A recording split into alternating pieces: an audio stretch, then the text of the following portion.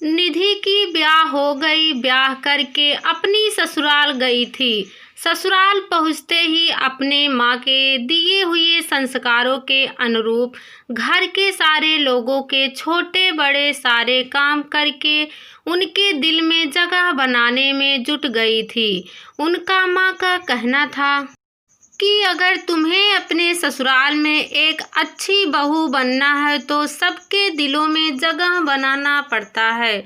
सबकी मान मर्यादाओं और उनकी ज़रूरतों की ख्याल रखना एक अच्छी बहू का धर्म होता है।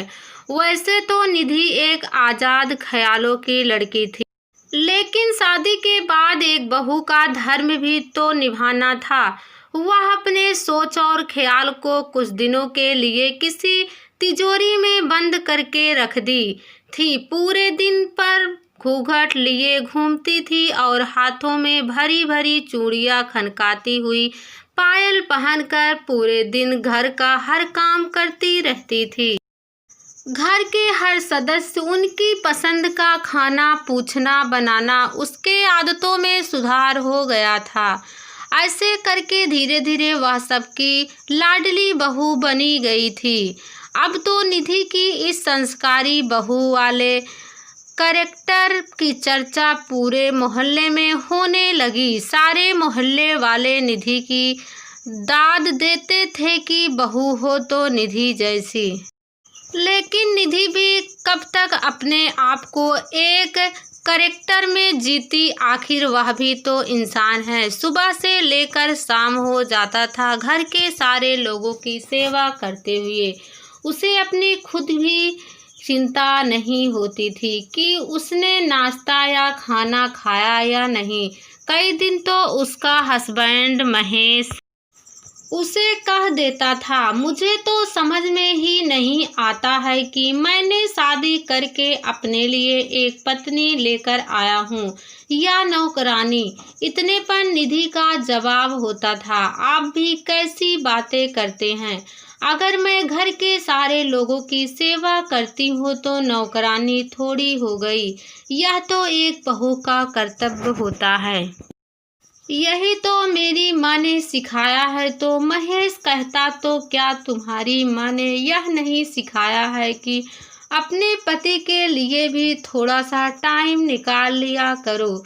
निधि बोली, हाँ हाँ बाबा, बस मैं अभी फ्री होकर आई। निधि के आने के इंतजार में महेश कब सो जाता पता भी नहीं चलता।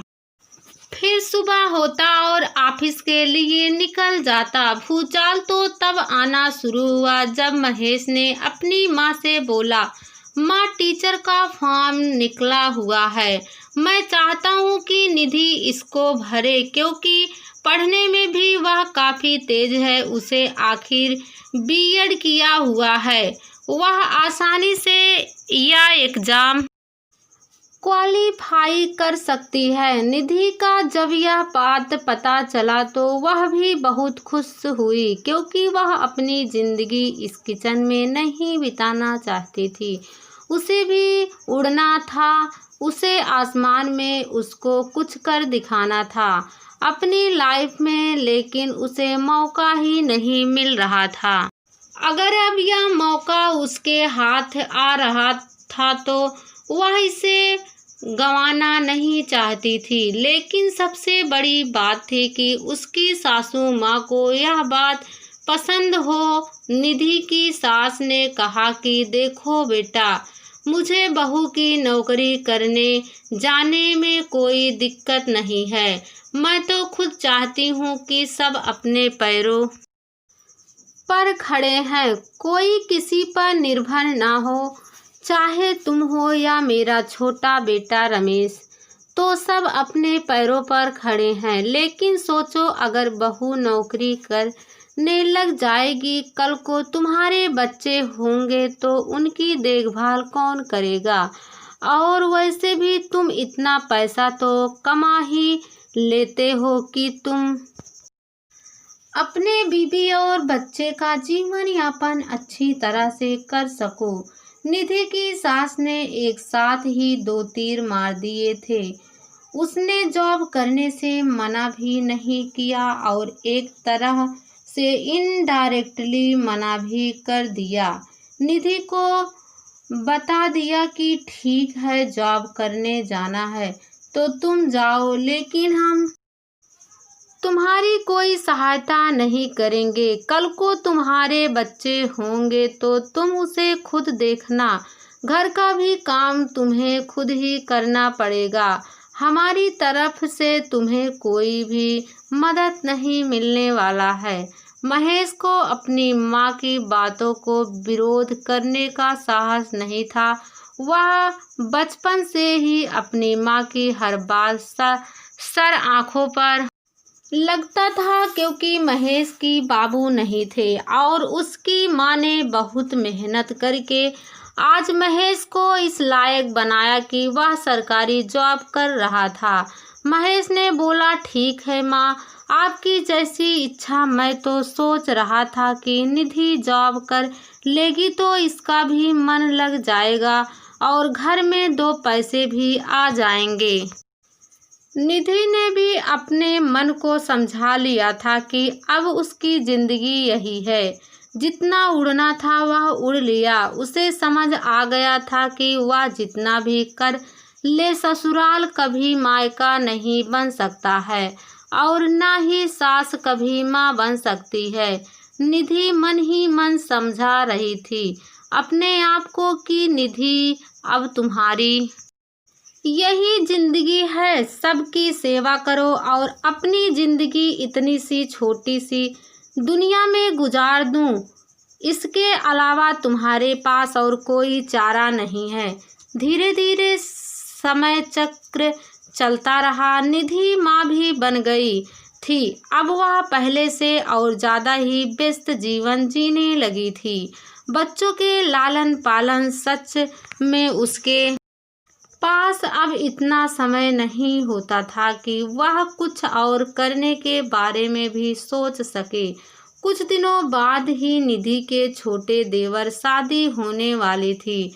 निधि को ऐसा लगा कि चलो छोटी देवरानी घर पर आएगी तो उसे घर के कामों से मुक्ति मिलेगी और वह फिर से कुछ अपने लिए और अपने बारे में सोच पाएगी।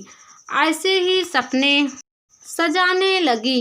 निधि का देवर एक सॉफ्टवेयर इंजीनियर था। इस वजह से उसकी शादी भी एक सॉफ्टवेयर इंजीनियर लड़की से ही तय हो गई थी। लड़की वाले भी काफ़ी अच्छे खासे अमीर थे। उन्होंने तो शादी सिर्फ उसके देवर के जॉब को देखते हुए तय किया था, वरना कोई भी इस घर में इतने अमीर आदमी अपनी लड़की नहीं ब्याहता। निधि की देवर की शादी हो गई। देवरानी भी घर आ गई। उसकी देवरानी का नाम गीता था। गीता दहेज में इतना सारा सामान लेकर आई थी कि सबकी आंखें फटी ही रह गई। इतना सामान भी कोई दहेज में देता है? क्योंकि गीता भी अपने माँ बाप की इकलौती बेटी थी और खुद भी पहले से सॉफ्टवेयर इंजीनियर थी, तो पैसे की कोई कमी थी नहीं। उसके माँ बाप ने खुलकर दहेज दिया था। घर में आते ही सबके लिए स्पेशल गिफ्ट पैक करवा कर गीता लेकर आई थी। उसने अपने इस मोह माया जाल में सारे घरवाले को बांध लिया था। निधि को यह बात पसंद आ गया था कि गीता के आने से उसके जीवन में कोई बदलाव नहीं आने वाला है। सुबह होते ही मेरी सासू माँ ने आवाज़ लगाई कि निधि, एक चाय का कप गीता के कमरे में भी रख जाओ। यह बात निधि को बिल्कुल भी अच्छा नहीं लगा, क्योंकि थी तो आखिर वह भी जेठानी, उसकी भी कुछ पद प्रतिष्ठा थी। लेकिन यह क्या, यहाँ तो छोटी बहू को आगे सारे घर वाले आगे पीछे घूमने लगे, जैसे वह इस घर की कोई बहू नहीं बल्कि महारानी हो। सुबह सोकर जगने के बाद सर पर घूंघट रखा था और ना ही साड़ी पहनी थी। वह नाइटी में ही घर से बाहर निकल गई थी, लेकिन किसी को भी इस बात से एतराज नहीं था कि गीता ने साड़ी क्यों नहीं पहना है, बल्कि सब उसकी और तारीफ करने में लगे थे। वाह भाभी, क्या नाइटी है, ऐसी नाइटी हमें भी दिला दो। ऐसे शब्द अपने ननद के मुंह से सुनते हुए मुझे भी जलन सी महसूस होने लगी। मुझे याद है आज भी वह दिन जब मैं एक दिन सिर्फ सलवार सूट पहन ली थी। घर में ऐसा लगा जैसे कोई भूकंप आ गया है। मैंने कोई अजीबो गरीब ड्रेस पहन लिया हो। सासू माँ सबसे पहले ही टोक दिया कि बहू, यह तुम्हारा ससुराल है, मायका नहीं। कोई देखेगा तो क्या कहेगा कि तुम ससुराल में साड़ी की बजाय सलवार सूट पहनकर घूम रही हो। लेकिन यहाँ तो गजब हो रहा है, देवरानी नाइटी पहन के भी घूम रही है, फिर भी सब तारीफों के पुल बांधे जा रहे हैं।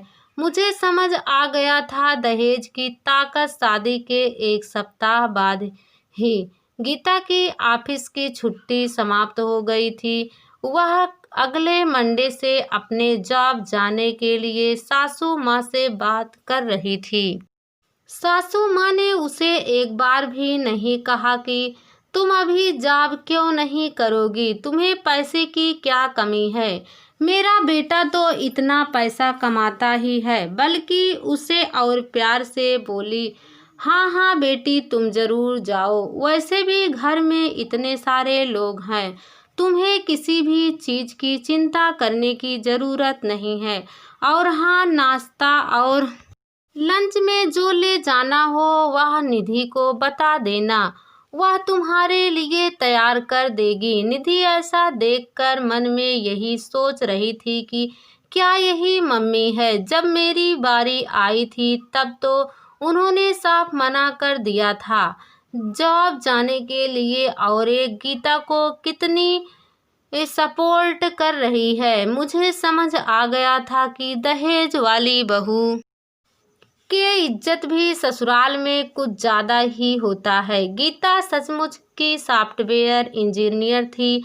वह दिमाग से इतना तेज थी कि मम्मी को प्यार से हर बात भी मनवा लेती थी, और उनको पता भी नहीं चलता था कि गीता जीन्स टॉप पहनकर अपने ऑफिस जाने के लिए तैयार होकर जैसे ही कमरे से बाहर निकले, सबने उसके तारीफों के पुल बांध दिए। निधि की सास ने आवाज लगाई, बहू, गीता की लंच पैक हो गया क्या, जल्दी से दो, देर हो जाएगा जाने में। मैं भी बिना कुछ सोचे समझे आदर्श बहू की तरह लंच बॉक्स गीता को पकड़ाते हुए बोली। गीता बोली, थैंक यू भाभी, आप इतना सपोर्ट करती हैं। मुझे भगवान करे सबके जेठानी ऐसी ही मिले। वह अपने सास को पैर छूने के बजाय गले मिलकर चली गई।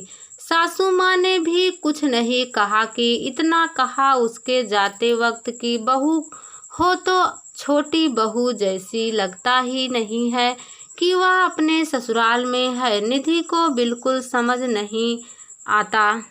मैंने भी अब ठान ही लिया था कि मैं कोई इस घर की नौकरानी नहीं हूँ जो सबकी सेवा खातिरदारी करती रहूँ। मुझे भी हक है जीने का, कुछ अपने मन की करने का। एक दिन डिनर पर मैंने आखिर अपने सासू माँ को बता ही दिया था कि देखिए सासू माँ, गीता को आए हुए भी अब 6 महीने से ज़्यादा हो गए, इसे घर के भी काम कुछ तो करना चाहिए। गीता उसी समय तुरंत बोल उठी, भाभी, आपने एक बार भी बताया क्यों नहीं कि आपको किचन में तकलीफ होती है। मुझे लगा आपको अच्छा लगता है, इस वजह से मैं आपको डिस्टर्ब करने के लिए किचन में नहीं आती थी। ठीक है, शाम को कल के सबके डिनर हम ही बनाएंगे। गीता ने उस दिन तो अपनी वाहवाही लूटने के लिए यह बोल दिया था कि अगले दिन वह डिनर खुद ही बनाएगी, लेकिन वह आज तक अपने लिए कभी चाय तक नहीं बनाई थी। वह सबके लिए खाना क्या बनाएगी।